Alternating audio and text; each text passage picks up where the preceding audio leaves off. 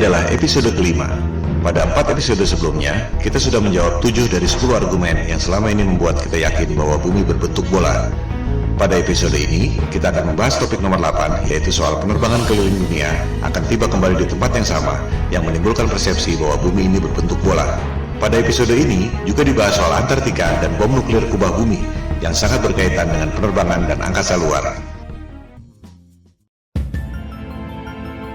Pertanyaan paling umum tentang flat earth adalah tentang penerbangan. Jika kita terbang dari barat ke timur, akan kembali ke tempat semula. Bagaimana ini bisa terjadi jika buminya datar? Pertanyaan umum kedua adalah, jika bumi ini datar, ujungnya apa? Apakah kita akan jatuh?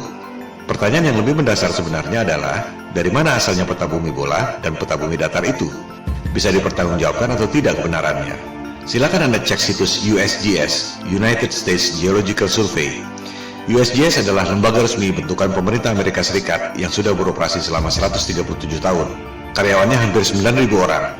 Anggarannya mencapai puluhan triliun rupiah per tahun. Tak mengherankan jika USGS menjadi lembaga survei geologi yang paling kredibel di dunia saat ini.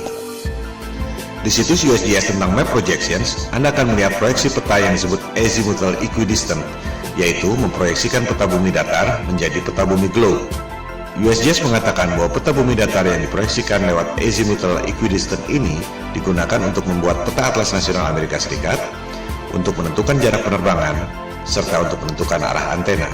Selanjutnya, USGS mengatakan bahwa logo PBB adalah peta bumi datar yang menjadi sumber Azimuthal Equidistant itu. Ini adalah bukti yang tak terbantahkan. Pada referensi lain, di Wikipedia, diterangkan bahwa peta bumi datar yang diproyeksikan dengan metode Azimuthal Equidistant ini membuat berbagai jarak pada peta bumi bola menjadi benar secara proporsional. Artinya, peta yang sebenarnya adalah peta bumi datar itu. Disebut pula bahwa rumus matematika untuk pembuatan Azimuthal Equidistant ini pertama kali dikemukakan oleh seorang cendekiawan muslim bernama Al-Biruni yang hidup 1000 tahun lalu. Kita tak pernah mendengar nama Al-Biruni, tapi NASA tahu persis dan menamakan sebuah krater di bulan dengan nama Al-Biruni Crater untuk menghormati pencetus metode Azimuthal Equidistant itu. Jadi jelas sekali bahwa menurut USGS, peta bumi datar adalah dasar pembuatan peta bumi bola.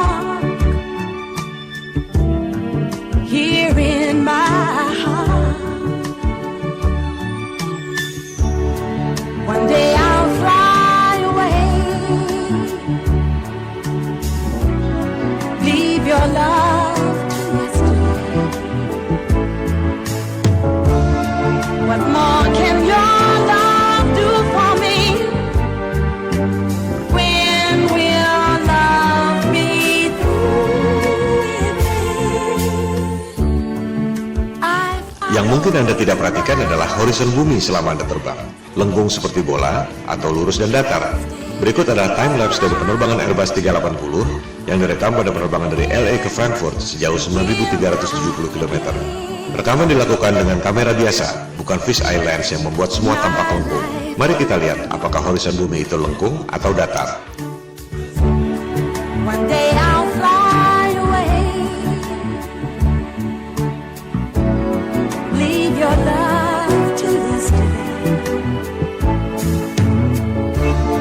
What more can your love do for me? When will love be through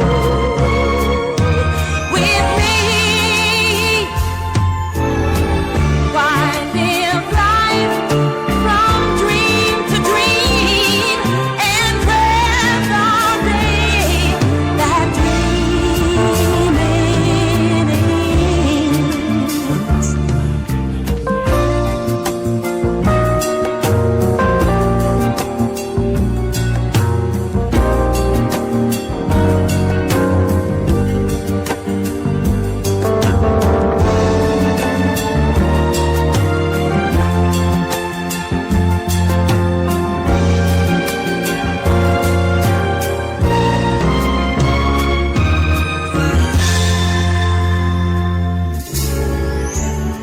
Kembali pada perbandingan kedua peta, tempat-tempat di dekat pusat lingkaran, yakni kutub utara, secara proporsional jaraknya sama.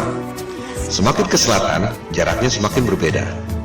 Yang paling membedakan adalah Antartika. Kita akan membahasnya satu persatu. Pertama, jarak benua-benuanya dulu. Kita bisa membuktikannya dengan mudah lewat jalur penerbangan. Di selatan Khatulistiwa, yakni Australia, Amerika Selatan, dan Afrika Selatan, jalur penerbangannya tak masuk akal jika menggunakan peta globe, tapi masuk akal jika menggunakan peta flat earth. Anda bisa cek sendiri melalui berbagai situs yang menyediakan layanan tiket penerbangan. Kita ambil contoh satu jalur penerbangan di belahan selatan, dari Santiago, Chili di Amerika Selatan ke Johannesburg di Afrika Selatan. Jika kita ambil jarak lurus di peta globe, memakan waktu 12 jam penerbangan. Tapi, jika Anda cek di situs-situs tiket penerbangan, rute tersebut tidak ada. Dari Santiago, harus mampir dulu di Senegal, baru ke Johannesburg, memakan waktu 19 jam penerbangan. Rute itu tampak tidak masuk akal. Tapi, jika menggunakan peta flat earth, menjadi sangat masuk akal karena merupakan garis lurus. Menarik bukan? Kita ambil jalur lain lagi di selatan. Dari Johannesburg, Afrika Selatan, ke Sydney di Australia Selatan. Jika kita ambil jarak lurus di peta globe, memakan waktu 11 jam penerbangan. Tapi rute itu tidak ada. Dari Johannesburg, harus mampir dulu ke Dubai, baru ke Sydney, memakan waktu 18 jam penerbangan. Ini juga tampak tidak masuk akal. Sementara, jika menggunakan peta flat earth, rute Johannesburg, Dubai, Sydney hampir lurus. Mana yang lebih masuk akal buat Anda? Kita ambil contoh ketiga. Sekarang dari Sydney kembali ke Santiago, Chili. Jadinya keliling dunia tapi di bagian selatan Khatulistiwa. Menurut keterangan USGS tentang azimuthal equidistant yang sudah dijelaskan tadi, seluruh jarak di selatan Khatulistiwa pada peta globe memang tidak benar karena jaraknya makin jauh dari pusat lingkaran, yakni kutub utara. Kita lihat, pada peta globe dari Sydney ke Santiago, Chili, jika menggunakan garis lurus memakan waktu 15 jam. Rute itu juga tidak ada. Dari Sydney, harus transit dulu ke LA, baru kemudian ke Santiago. Total 27 jam. Sangat tidak masuk akal. Jika menggunakan peta flat earth, rute Sydney, LA, Santiago itu memang hampir seperti garis lurus. Mana yang lebih masuk akal buat Anda? Ini semua adalah indikasi, reasonable doubt, bahwa ada kecurigaan yang beralasan, bukan bukti nyata bahwa rutenya salah. Sebab orang bisa saja mengatakan karena masalah komersial, yaitu transit untuk ambil penumpang.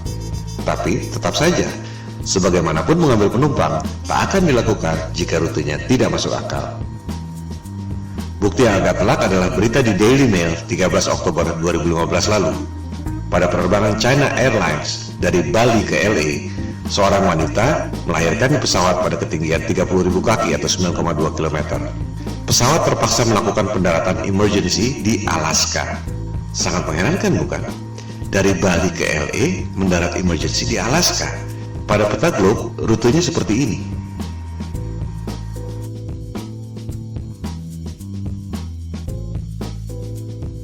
Pada peta bumi datar, rute Bali LA mendarat di Alaska adalah seperti ini. Mana yang lebih masuk akal buat Anda? Perbedaan utama antara peta globe dan peta bumi datar adalah di bagian selatan. Pada peta globe, di selatan Khatulistiwa semakin mengecil dan Antartika adalah sebuah benua.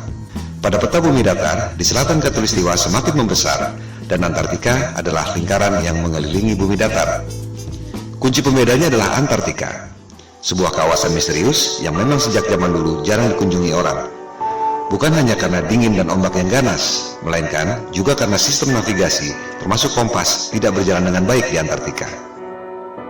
Tercatat Vasco da Gama, penjelajah asal Portugis yang dalam tanda petik menemukan Maluku dan Timur Timur di abad ke-16. Namun upayanya gagal karena cuaca buruk terus-menerus dan jarum kompas tidak menentu. Suatu hal yang wajar, mengingat jaraknya jauh dari pusat lingkaran bumi, yakni kutub utara, yang merupakan medan magnet yang menarik jarum kompas ke arah utara. Penjelajah pertama yang berhasil ke Antartika adalah Captain James Cook, orang Inggris pertama yang tercatat mendarat di Hawaii, Australia, dan New Zealand. Ia menjelajahi Antartika tahun 1772 bersama 111 awak kapal dan saintis. Captain Cook menjelajahi Antartika selama 3 tahun 8 hari. Ia hanya menemukan tembok es. Tak ada jalan masuk. Selama 3 tahun 8 hari itu, tercatat ia menjelajahi 60.000 km tembok es Antartika. Angka itu juga sangat menarik. 60.000 km adalah 1,5 kali panjang ekuator bumi. Ia sudah menempuh jarak 1,5 kali keliling dunia dan hanya menemukan tembok es Antartika. Dari jurnal catatan Captain Cook, rute 60.000 km pada peta globe adalah seperti ini. Pada peta bumi datar, rute Captain Cook adalah seperti ini. Ia benar-benar keliling di ujung dunia, tembok es Antartika yang mengelilingi bumi datar. Catatan Captain Cook ini sebenarnya bukti yang otentik bahwa peta globe adalah bohong. Sebab, pada peta globe, Antartika dibilang sebagai benua dengan keliling 12.000 miles atau 19.300 km. Padahal, Captain Cook menjelajah keliling tembok es Antartika sepanjang 60.000 km. 3 kali lipat dari yang dikatakan oleh penguasa global.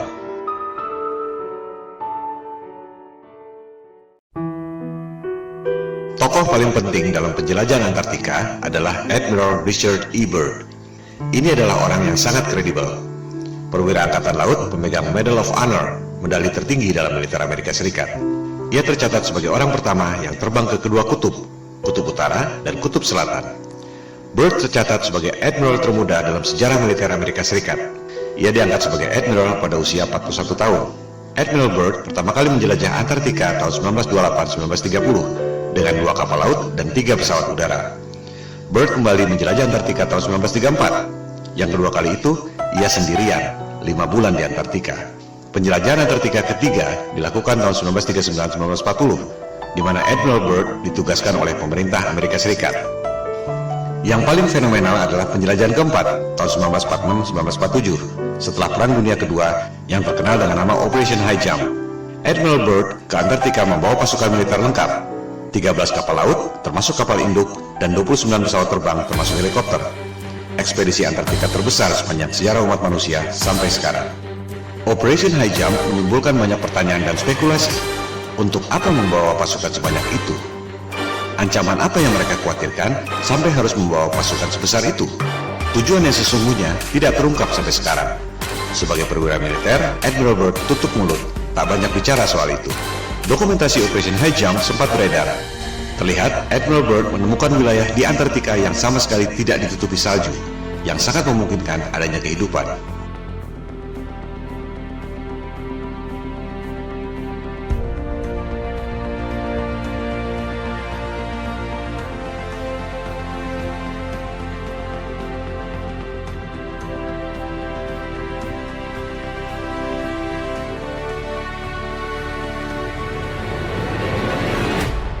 Dalam wawancara dengan harian Chile, El Mercurio tahun 1947, Admiral Byrd membuat pernyataan yang sangat mengejutkan.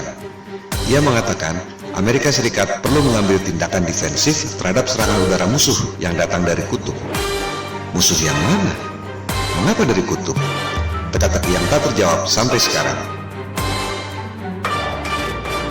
Ekspedisi kelima Admiral Byrd ke Antartika dilakukan tahun 1956-1957, dikenal dengan nama Operation Deep Freeze, untuk membangun 3 pangkalan militer di Antartika. Berikut ada cuplikan wawancara TV yang langka dari Admiral Byrd tahun 1957. A television journal of the important issues of the hour. Our very distinguished guest for this evening is Admiral Richard E. Byrd. I must say that Admiral Byrd, our guest tonight, is not only our greatest living explorer, but he's been an inspiration to countless Americans. Admiral Byrd, you've been to both the North Pole and the South Pole. Is there any unexplored land left on this Earth? But strangely enough, there's left in the world today an area as big as the United States that's never been seen by a human being. And that's beyond the pole on the other side of the South Pole.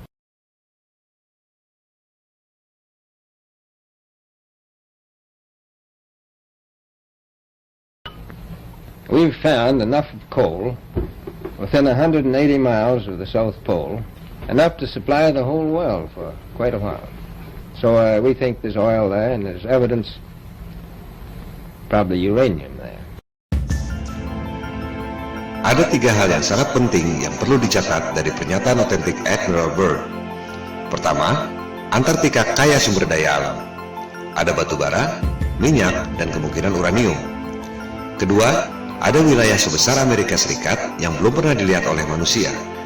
Letaknya melampaui atau di belahan lain Antartika. Ketiga, dari clipping koran di Chili tahun 1947 setelah Operation High Jump, dikatakan ada kemungkinan serangan udara musuh yang datang dari Antartika. Ketiga hal ini adalah teka-teki yang luar biasa.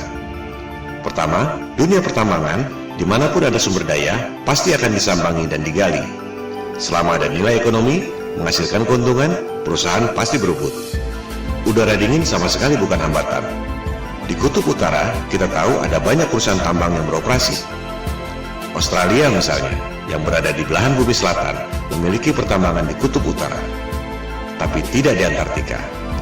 Tak ada satupun perusahaan pertambangan yang menggali sumber daya di sana. Padahal jelas-jelas Admiral Byrd mengatakan ada sumber batu bara yang cukup untuk memasok seluruh dunia selama beberapa tahun. Byrd checks position by the sun compass. The glacier signals the South Pole itself. Here, Byrd drops the flags of the United Nations, carefully boxed, a symbol of America's goodwill to all nations. Coal, a mountain of coal.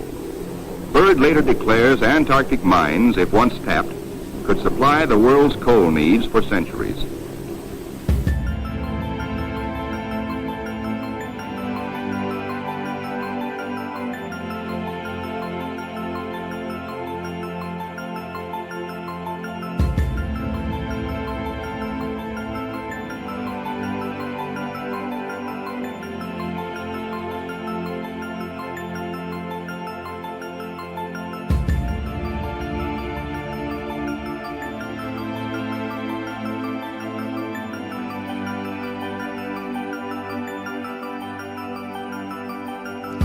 Apakah ini berkaitan dengan pernyataannya bahwa ada kemungkinan serangan udara musuh dari Antartika?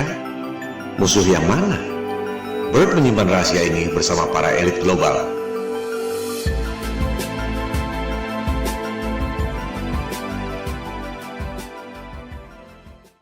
Kedua, dikatakan ada wilayah sebesar Amerika Serikat yang belum pernah dilihat oleh manusia, letaknya beyond, on the other side, Antartika. Jelas sekali ia tidak bicara dengan menggunakan peta bumi globe. Sebab, jika terbang melewati Antartika, seharusnya kembali pada 3 benua yang terletak di selatan. Apakah Australia, Amerika Selatan, atau Afrika Selatan? Tapi Byrd mengatakan, jika kita terbang melewati Antartika, justru sampai ke benua lain yang belum pernah dilihat oleh manusia.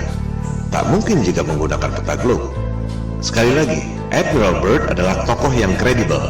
Admiral termuda sepanjang sejarah militer Amerika Serikat, pemegang Medal of Honor.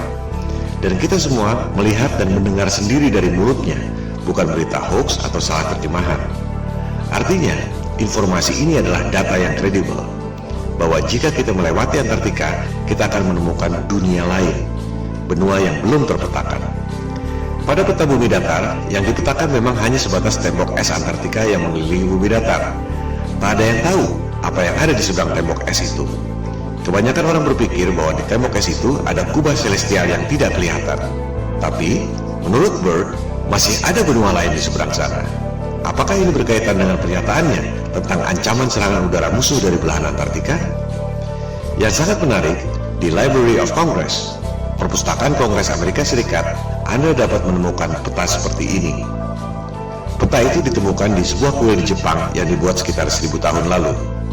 Kita lihat, yang bulat di tengah itu adalah peta bumi datar, yang juga merupakan logo PBB. Lingkaran putih adalah tembok es Antartika. Di bagian luarnya ada lusinan benua-benua sebesar Amerika. Apakah ini yang dimaksud oleh Admiral Byrd? Kalaupun benar, apakah benua-benua itu ada penghuninya? Manusia atau bukan? Itukah yang dimaksud Byrd sebagai kemungkinan serangan udara musuh dari belahan Antartika?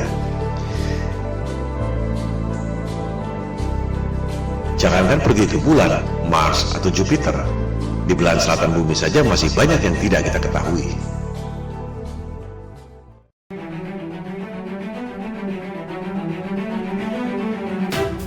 Dunia berubah total setelah penjelajahan Antartika secara militer lewat Operation High Jump 1946 dan Operation Deep Freeze tahun 1957 ini. Tahun 1957 dimulailah perundingan Antarctic Treaty yang ditandatangani 2 tahun kemudian. Antartika dideklarasikan sebagai daerah terlarang. Tahun 1957 itu juga diluncurkan Sputnik, satelit pertama di dunia buatan Rusia yang menjadi pemicu perlombaan teknologi angkasa luar. NASA didirikan setahun kemudian, tahun 1958. Dari situ, dimulailah berbagai cerita tentang perjalanan ke angkasa luar, pendaratan di bulan, bisnis satelit, pengiriman satelit ke Mars, Jupiter, dan lain-lain. Yang tak banyak orang tahu, tahun 1958 itu juga Amerika Serikat dan Soviet kompak, sama-sama membom nuklir langit selama 4 tahun sampai tahun 1962. Operasi bom nuklir langit ini dinamakan High Altitude Nuclear Explosions atau HANE. Dulu merupakan top secret. Sekarang kita bisa mengetahui detail operasi ini setelah arsip-arsip rahasia itu boleh dipublikasikan 50 tahun kemudian, yaitu 2012 yang lalu. Ini adalah 3 hal yang sangat menarik yang merubah dunia untuk selamanya. Tentu tak ada referensi yang mengatakan bahwa ketiga hal itu saling berkaitan. Sama naifnya dengan berharap tiap negara tak boleh punya rahasia militer dan strategi militer harus diumumkan lewat koran. Dunia tidak berjalan seperti itu. Kita hanya bisa mengetahui hal-hal seperti ini melalui analisis intelijen atau kecerdasan. Hanya otak intel dan detektif yang bisa mendeteksi kaitan dari berbagai indikasi yang ada. Pemicunya adalah operasi militer penjelajahan Antartika lewat Operation High Jump 1946-1947 dan Operation Deep Freeze 1956-1957. Ada wilayah baru kaya sumber daya alam, tapi tak ada yang boleh mengeksplorasi. Ada wilayah sebesar Amerika di seberang, di belahan lain, Antartika. Ada kemungkinan serangan udara lawan yang datang dari belahan Antartika. Lantas, apa yang dilakukan? Ada 3 hal. Politik, tutup Antartika melalui Antarctic Treaty 1957 yang ditandatangani 1959. Tak ada orang yang boleh lewat Antartika. Militer, Amerika Serikat dan Soviet kompak, sama-sama membom nuklir langit selama 4 tahun. High Altitude Nuclear Explosions 1958-1962. Ada tirai celestial, medan elektromagnetik, langit, atau apapun namanya yang tak mempan di bom nuklir selama 4 tahun. Propaganda, penjelajahan angkasa luar, Sputnik yang memicu berdirinya NASA. Padahal Amerika Serikat dan Soviet sama-sama tahu ada tirai celestial yang tak mempan di bom nuklir selama 4 tahun. Tak ada roket yang bisa melewatinya. Kita akan membahas ketiga hal ini secara detail dengan bukti-bukti yang otentik dan kredibel. Langkah politik menutup Antartika dan langkah militer pemboman nuklir langit dibahas pada episode 5 ini. Langkah berikutnya, propaganda penjelajahan angkasa luar dibahas pada episode 6, NASA Hollywood.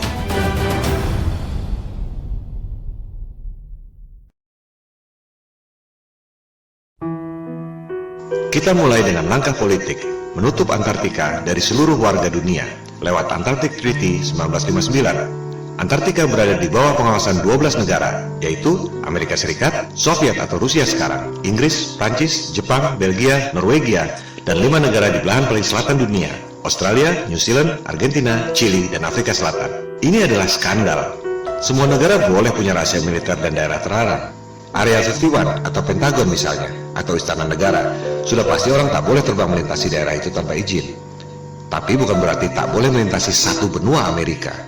Melarang orang melewati satu benua adalah bukti bahwa dunia ini adalah panggung yang dikuasai oleh segelintir dalang. Dunia adalah milik seluruh warga berdasarkan prinsip kesetaraan. Tak ada yang boleh menjadi polisi dunia. Sebab kekuasaan itu cenderung korup dan kekuasaan yang mutlak secara mutlak pasti akan korup. Warga dunia berhak untuk tahu ada apa sebenarnya di Antartika. Jika bumi ini berbentuk bola dan di seberang Antartika adalah belahan bumi kita juga, semua warga berhak untuk tahu. Jika ternyata di seberang Antartika ada dunia lain yang belum pernah dilihat oleh manusia, seperti yang dikatakan oleh Admiral Byrd, warga dunia pun berhak untuk mengetahuinya. Maka kita kembali pada Flat Earth Challenge di awal episode 1. Kita tak perlu buang waktu berdebat kusir soal bentuk dunia. Silakan terbang lintasi Antartika. Anda tak akan dapat melakukannya. Yang dimaksud di sini adalah terbang melintasi Antartika, bukan camping atau terbang di pinggiran. Banyak tur atau camping di pinggiran Antartika. Bukan itu yang dimaksud.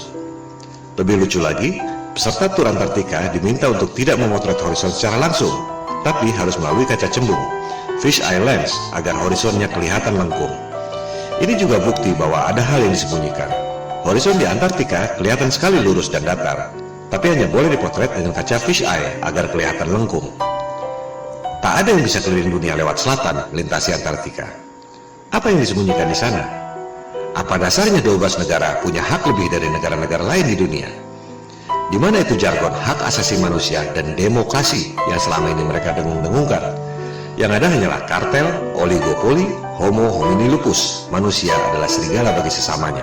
Ini yang membuat topik Flat Earth booming secara eksponensial sejak November 2015.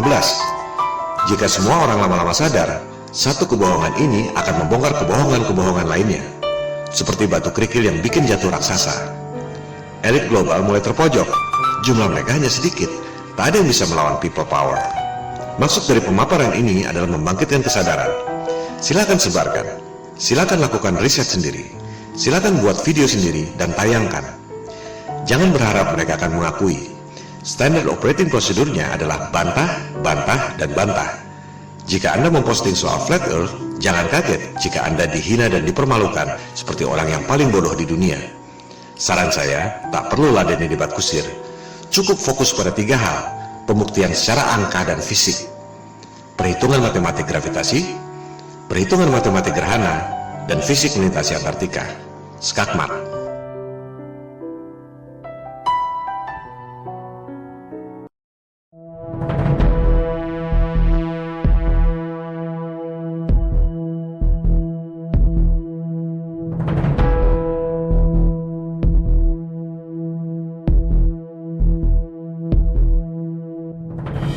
Di luar kisah-kisah drama Perang Dingin, Amerika Serikat dan Uni Soviet sebenarnya kompak melakukan operasi militer gabungan. Penjelajahan Antartika yang terakhir, Operation Deep Freeze 1956-1957 oleh Amerika Serikat dan Soviet. Tak lama kemudian, di tahun 1957 itu juga, Soviet meluncurkan satelit pertama di dunia, yakni Sputnik. Fungsi Sputnik sebagai satelit bisa dibilang tak ada apa-apanya. Sebuah bola dengan diameter 58 cm dan hanya membunyikan sinyal yang tak penting. Yang signifikan adalah roketnya. Itu adalah kali pertama manusia bisa mengirim roket sampai ketinggian 577 km. Lebih dari setengah pulau Jawa ke angkasa. Amerika Serikat menyusul tak lama kemudian, mengirim roket berisi satelit Explorer tahun 1958. Amerika Serikat dan Soviet sama-sama tahu ada sesuatu di angkasa yang sangat serius. Kita hanya mendengar sedikit lewat fenomena Van Allen Belt. Ada medan radiasi yang menutupi bumi. Keadaan yang sesungguhnya jauh lebih serius dari itu. Begitu seriusnya, hingga Amerika Serikat dan Soviet sama-sama membom nuklir langit selama 4 tahun. Sebuah operasi militer yang sangat mahal yang tak mungkin dilakukan jika tidak benar-benar penting. Operasi ini disebut High Altitude Nuclear Explosion, disingkat HANE, dari tahun 1958 sampai 1962. Dulu top secret. Sekarang kita semua bisa mengakses informasi setelah rahasia tersebut dibuka ke publik 50 tahun kemudian, yakni tahun 2012 yang lalu. Kita bisa mengetahui nama operasinya masing-masing, tempatnya, waktunya, dan kekuatan bomnya. 1000 kali lebih dahsyat dari bom atom Hiroshima dan Nagasaki. Ini menunjukkan betapa seriusnya persoalan tersebut. Kita perhatikan nama-nama operasinya. Operation Dominic, Operation Fishbowl. Kita pahami dulu apa maksudnya. Melalui teknologi roket yang bisa mencapai ketinggian 577 km, Amerika Serikat dan Soviet sama-sama tahu bahwa ada tirai alias kubah celestial yang menutupi bumi. Kubah yang tidak kelihatan, tapi memiliki radiasi yang mematikan. Seperti perisai elektromagnetik dalam film Star Trek. Bahkan disebut impenetrable, tak dapat dilewati. Sungguh mengherankan, orang sampai sekarang masih percaya bisa pergi ke angkasa luar. Padahal jelas-jelas disebut ada perisai alami yang tak dapat ditembus. Ini yang dulu dikatakan oleh Ibnu Sina 1000 tahun yang lalu sebagai solid but transparent spheres, dan yang dikatakan oleh Nikola Tesla 100 tahun lalu sebagai celestial spheres. Untuk mudahnya, kita sebut saja kubah celestial atau kubah bumi. Elit global merasa kita ini seperti ikan dalam akuarium. Mereka mau menghancurkan akuarium itu dengan bom nuklir. Oleh sebab itu, operasinya disebut Operation Fishbowl.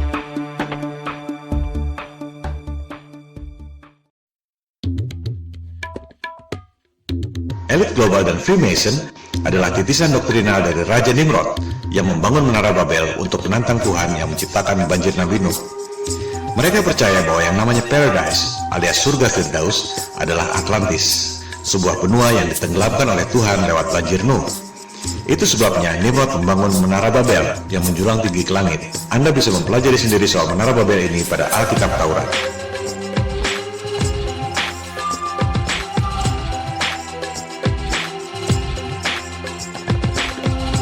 Elit global melakukan hal yang sama, Operation Fishbowl, menghancurkan akuarium alias kubah celestial yang menutupi bumi dengan menggunakan bom nuklir. Persis seperti Raja Nimrod membangun menara Babel menjulang tinggi ke angkasa untuk menantang Tuhan. Oleh sebab itu, operasi bom nuklir kubah bumi ini disebut Operation Dominic alias Operasi Tuhan. Menghancurkan akuarium kubah bumi alias Operation Fishbowl, mereka menggunakan bom nuklir yang dinamakan Thor, palu godam dewa pagan untuk memukul kubah bumi buatan Tuhan. Terakhir beredar rekaman video Operation Fishbowl tahun 1962 yang sudah boleh diakses publik setelah kadaluarsa 50 tahun. Mari kita saksikan. Anda tak akan pernah melihat hal seperti ini lagi dalam hidup Anda.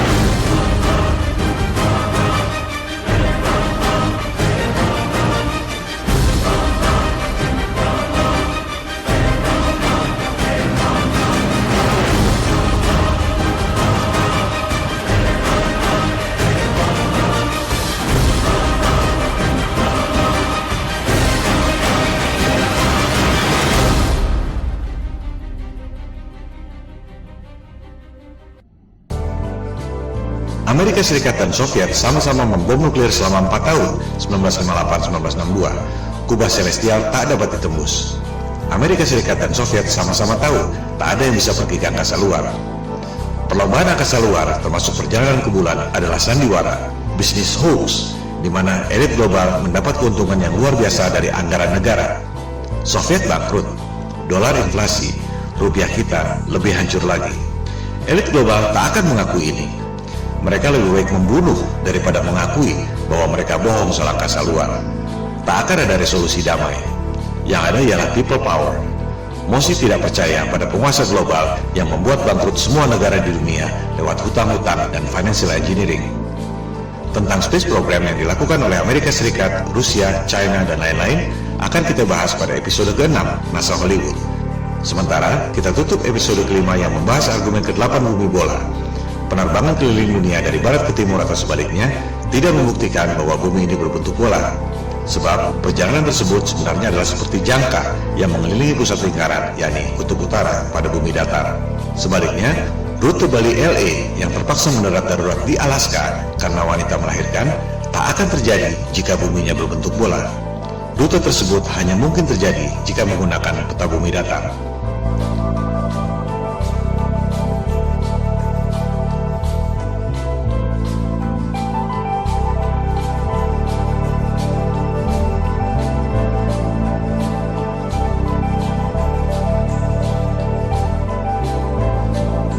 Orang bisa terbang keliling dunia dari barat ke timur atau sebaliknya. Tak ada yang bisa keliling dunia dari selatan ke utara, melintasi Antartika. Silakan Anda buktikan sendiri.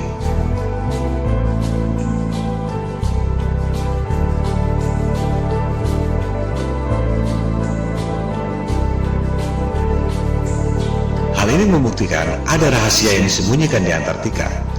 Antartika adalah salah satu rahasia kunci pada konspirasi bumi datar.